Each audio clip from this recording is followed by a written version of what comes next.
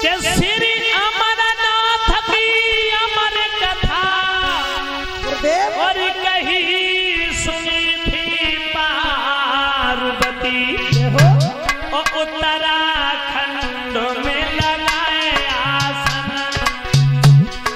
हाँ, उत्तराखंड में लगाए आसन, जहाँ बैठे थे कैलाशपति, उत्तराखंड में लगाए आसन।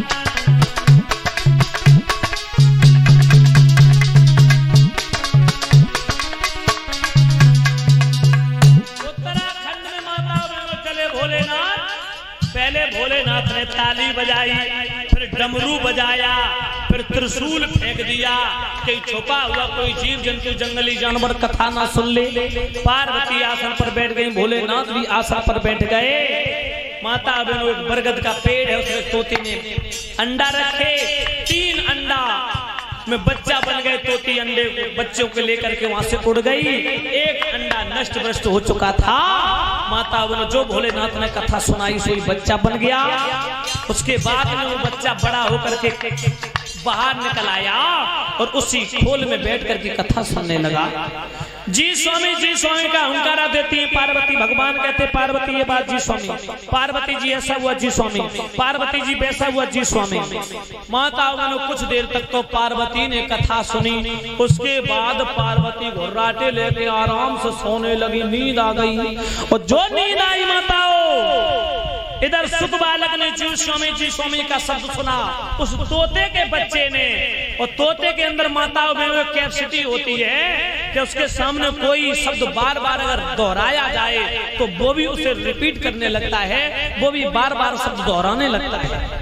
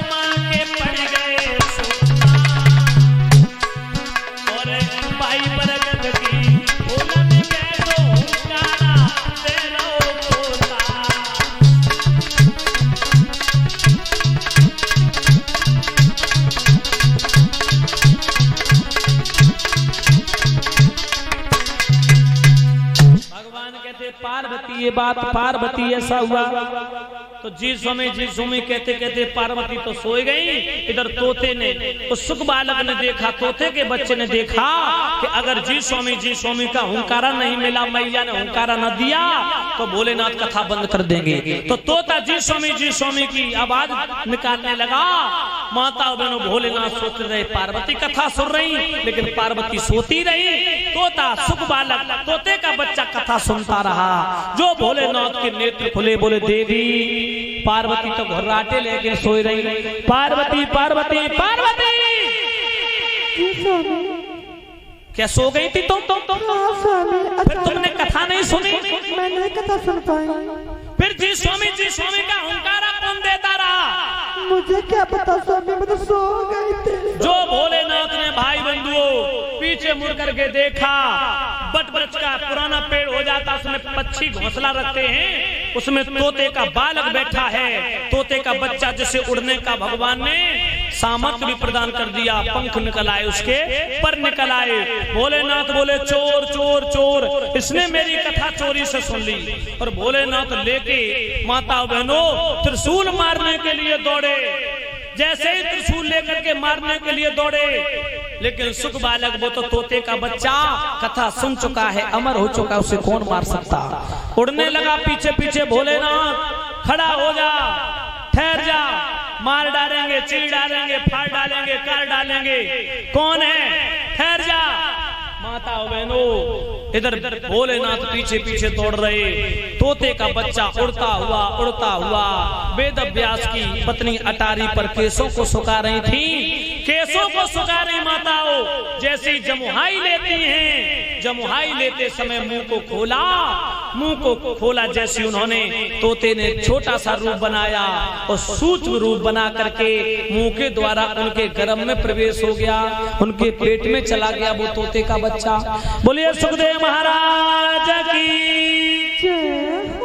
माता भोलेनाथ वेद व्यास के घर पे पहुंच गए। बोले तुम्हारे घर में मेरा चोर है, निकालो।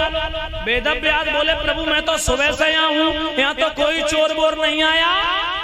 तब तक उनकी पत्नी अटारी से उतर के नीचे आई। माता बहनों अटारी से उतर करके नीचे आती हैं, कहती हैं स्वामी जब मैं स्नान करके अटारी पर केसों को सुखा रही थी, जमुहाई लेते समय ऐसा मालूम पड़ा जैसे मेरे अंदर एक तोते का बच्चा चला गया हो। वेद व्यास कहने लगे मेरी पत्नी को मार दो। भोलेनाथ से कहा तुम्हारा चोर वापस आ जाएगा। भोलेनाथ बोले नहीं ये तो निर्दोष है भाई, इसे क्यों मार दूं।